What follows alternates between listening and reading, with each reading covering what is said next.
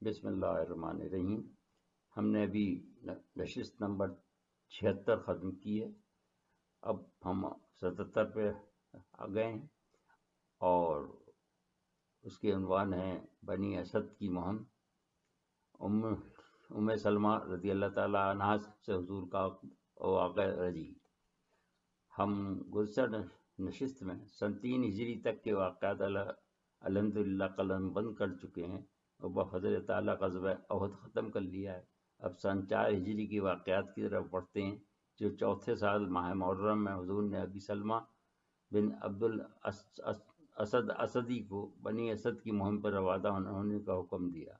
اس کے باوجود کہ غزوہ احد کے بعد وہ اپنے علاج معالجے میں مصروف تھے، لیکن وہ یہ نہیں چاہتے تھے کہ یہ عذر حضور کے سامنے پیش کر کے اس سعادت سے محروم رہ جائیں، لہذا وہ ہنسی خوشی تعمیل ارشاد میں روانہ ہونے کے لیے حاضر ہو گئے۔ حضور نے ان کو علم عطا فرمایا اور یہ ہدایت بھی فرمائی کہ اگر یہ قبیلہ سرکشی چھوڑ کر اسلام قبول کر لے تو بہتر ہے، اگر نہیں کرے تو تمہیں اختیار ہے کہ تم ان سے جنگ کرو، اور اس صورت میں اگر اللہ فتح دے تو ان کے مال کو غنیمت سمجھا جائے۔ اس ہدایت کی ضرورت یوں پیش آئی کہ حضور صلی اللہ علیہ وآلہ وسلم نے مدینے کو محفوظ کرنے کے لیے اطراف کے تمام قبائل سے معاہدے کر لیے تھے، لہذا جن قبائل نے غزوہ احد کے موقع پہ کفار سے ساز باز کی یا سرکشی یا پر آمادہ ہوئے، ان سے مواخذہ بھی ضروری تھا۔ یہ قبیلہ ان میں شامل تھا اور ابھی تک سرکشی پر آمادہ بھی۔ انہی میں سے ایک شخص نے آ کر اطلاع دی کہ وہ شرارت پر آمادہ ہیں۔ خویلد کے دونوں بیٹوں طلیحہ اسدی اور سلمہ اسدی نے لوگوں کو حضور کے خلاف بغاوت پر آمادہ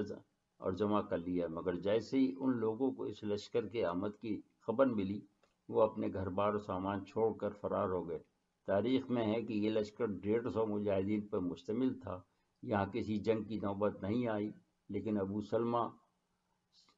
رضی اللہ تعالیٰ عنہ کے ساتھیوں نے بھاگتے ہوئے ان کے 3 سرداروں کو گرفتار کر لیا، پھر حضور کے سامنے مال غنیمت کے ساتھ ان کو پیش کیا۔ مال غنیمت مجاہدین میں خمس نکال کر تقسیم کر دیا گیا۔ جس شخص نے اطلاع دی تھی اس کو دوہرا حصہ دیا گیا، لیکن اس مہم سے جب ابو سلمہ واپس پہنچے تو زیادہ دن تک حیات نہ رہ سکے، کیونکہ وہاں 10 روزہ قیام کے دوران ان کے زخم پھر سے کھل گئے اور وہ اپنے خالق حقیقی سے جمادی الاول میں جا ملے۔ حضور نے ان پر یہ خصوصی انعام فرمایا کہ ان کی بیوہ سے عدت ختم ہونے کے بعد عقدۃ النکاح فرما لیا، جو کہ بعد میں ام المومنین حضرت ام سلمہ کہلائیں۔ جب وہ حضور کی زوجیت میں آئیں، اس وقت ان کی عمر 59 سال تھی۔ واقع رجی۔ دراصل رجی مدینے سے 8 میل کے فاصلے پر ایک مقام کا نام ہے، جو کہ اس وقت قبیلہ بزیل کا چشمہ تھا اور ان کے قبضے میں تھا۔ اس کو ابن ہشام رحمہ اللہ تعالیٰ نے زیاد بن عبداللہ بکائی اور انہوں نے عاصم بن عمر بن قتادہ رضی اللہ تعالیٰ عنہ کے حوالے سے تحریر کیا گیا ہے کہ غزوہ احد کے بعد ایک وفد قبیلہ ازل اور قارہ کا آیا اور اسے درخواست کی کہ یا رسول اللہ صلی اللہ علیہ وسلم، ہم لوگوں میں اسلام تو پہنچ چکا ہے، مگر ہم میں پوری طرح اسلامی تعلیمات نہیں پہنچی ہیں، لہذا ہم چاہتے ہیں کہ آپ کچھ لوگ ہمارے ساتھ کر دیں تاکہ سارے لوگ اسلامی تعلیمات سے برابر ہو سکیں۔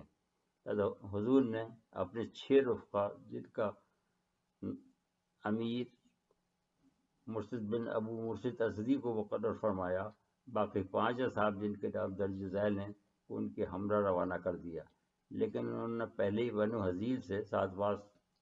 کی ہوئی تھی۔ اس کی وجہ کیا تھی، اس پر مورخین خاموش ہیں، لیکن قیاس و کردار سے یہ ظاہر ہوتا ہے کہ شاید اس وقت قبیلے کا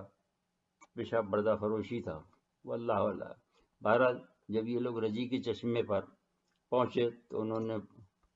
حضلیوں کو مدد کے لیے آوازیں دینا شروع کر دی۔ اس سے پہلے کہ ان کو کوئی مدد پہنچے، مجاہدین میں سے 3 حضرات، جن کے نام تھے مرثد بن ابو مرثد، خالد بن بکیر اور عاصم بن ثابت، رضوان اللہ علیہم اجمعین، تلواریں لے کر ان کے مقابل ہو گئے اور باقی 3 حضرات جو غیر مسلح تھے، خبیب بن عدی، زید بن رسنا اور عبداللہ بن طارق، اونٹوں پر سوار رہے۔ مندرجہ بالا تینوں حضرات نے کفار کو مغلوب کر لیا اور رسیوں سے باندھ دیا، جس پر وہ لوگ قسمیں کھانے لگے کہ واللہ ہمارا تمہیں قتل کرنے کا کوئی ارادہ نہیں تھا، بلکہ ہمارے پاس اہل مکہ کی ایک چیز ہے جو کہ ہم نے آتے ہوئے حضریوں کے پاس امانت رکھ دی تھی، اس کے لیے ان کو آواز دے رہے تھے کہ وہ تمہیں پہنچا دیں، لیکن ان لوگوں نے ان کا یہ حیلہ تسلیم نہیں کیا، نہ ان کی بات کو کوئی اہمیت دی۔ البتہ اس بات چیت میں اتنا وقت انہوں نے حاصل کر لیا جو انہیں چاہیے تھا کہ منصوبے کے مطابق بنو ہزل ان تک پہنچ گئے اور بڑی تعداد میں تھے، لہٰذا یہ تینوں جو مصروف پیکار تھے ایک ایک کر کے شہید ہو گئے، اور باقی جن اصحاب جو اونٹوں پر تھے ان کے لیے اس کے سوا کوئی چارہ نہیں تھا کہ خود کو دشمن کے حوالے کر دیں، اس لیے کہ وہ غیر مسلح تھے۔ یہاں ایک عجیب واقعہ پیش آیا کہ جب عاصم بن ثابت شہید ہو گئے تو کفار نے یہ چاہا کہ ان کا سر کاٹ کر لے جائیں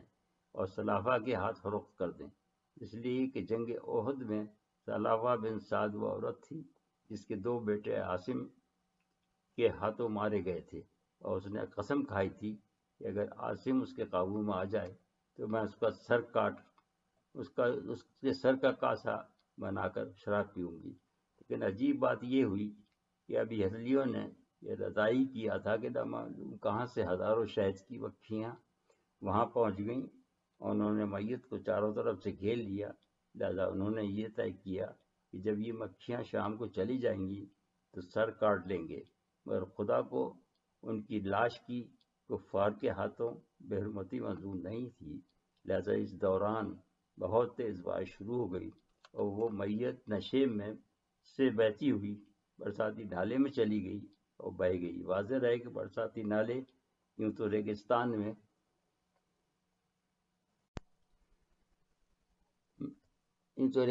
میں خشک پڑے رہتے ہیں، مگر جب بارش ہوتی ہے تو یہ ڈباؤ ہو جاتے ہیں اور اس وقت ان کی طوفانی کے سامنے ٹھہرنا ناممکن ہو جاتا ہے، بلکہ بعض اوقات اگر قافلہ بھی اس میں پھنس جائے تو وہ بھی بہہ جاتا ہے۔ روایت حضرت عاصم رضی اللہ تعالیٰ عنہ نے یہ دعا کی تھی کہ یا اللہ، نہ میں کسی کافر کو چھوؤں اور نہ کوئی کافر میرے جسم کو ہاتھ لگائے۔ اللہ تعالیٰ نے ان کی لاج رکھ لی۔ جب یہ خبر مدینے پہنچی کہ اس قسم کا معاملہ وقوع پذیر ہوا ہے تو حضرت عمر رضی اللہ تعالیٰ عنہ نے سن کر فرمایا کہ اللہ تعالیٰ مومن کے عہد کی بھی حفاظت فرماتا ہے، لہذا عاصم رضی اللہ تعالیٰ عنہ کی موت کے بعد بھی اللہ تعالیٰ نے ان کے عہد کا پاس رکھا۔ باقی 3 اصحاب کو یہ رسیوں سے باندھ کر مکہ قریش کے ہاتھ فروخت کرنے کے ارادے سے روانہ ہوئے، لیکن راستے میں موقع پا کر ابن طارق رضی اللہ تعالیٰ نے اپنے ہاتھ آزاد کر لیے اور ان میں ہی سے کسی کی تلوار اس کو غافل پا کر قبضے میں کر لی اور لڑنے پہ آمادہ ہو گئے، لیکن جو کفار اوپر سے نگرانی پر متعین تھے انہوں نے پتھراؤ کر کے ان کو شہید کر دیا۔ اب باقی 2 حضرات رہ گئے جن کے نام تھے خبیب اور ابن دسنا رضی اللہ تعالیٰ عنہ، جن کو انہوں نے قریش کے ہاتھ فروخت کر دیا اور انہوں نے اپنے انتقام میں قتل کرنے کا فیصلہ کیا۔ آگے ابن اسحاق رحمہ اللہ تعالیٰ لکھتے ہیں کہ ابن دشنا کو صفوان بن امیہ نے خریدا تاکہ وہ اپنے باپ کے بدلے میں انہیں قتل کر دے،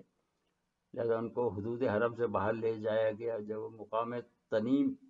پہنچ گئے تو انہیں قتل کرنے سے پہلے ابو سفیان نے پوچھا کہ اے ابن دسنا، کیا تم چاہو گے کہ اس وقت تمہاری جگہ محمد صلی اللہ علیہ وآلہ وسلم ہوں اور وہ قتل کر دیے جائیں؟ تو انہوں نے جواب دیا کہ میں تو یہ بھی برداشت نہیں کروں گا کہ میرے ہوتے ہوئے انہیں ایک کانٹا بھی چبھے۔ اس پر ابو سفیان نے کہا کہ میں نے ایسے جانثار کسی کے نہیں دیکھے جیسے کہ محمد صلی اللہ علیہ وآلہ وسلم کے ہیں، اور اس کے بعد قتل کرنے کا حکم دے دیا، کیونکہ کفار اب ان مرتد ہونے کے امکان سے مایوس ہو گئے تھے۔ اس کے بعد خضر کی باری آئی، ان سے ان کی آخری خواہش پوچھی گئی تو انہوں نے فرمایا کہ میں 2 رکعت نماز پڑھنا چاہتا ہوں اگر تم اجازت دو، لہذا انہوں نے کہا کہ پڑھ لو۔ انہوں نے نماز ادا کی، سلام پھیرا اور کہا واللہ اگر مجھے یہ خوف نہ ہوتا کہ تم کہو گے کہ موت سے ڈر گیا تو میں تمام عمر بھی نیت نہیں توڑتا۔ تاریخ میں لکھا ہے کہ موت سے پہلے وہ 2 رکعت نماز سب سے پہلے حضرت خبیب نے پڑھی، اور ان کی یہ سنت آج تک قائم ہے، اس کا ثواب انہیں قیامت تک ملتا رہے گا۔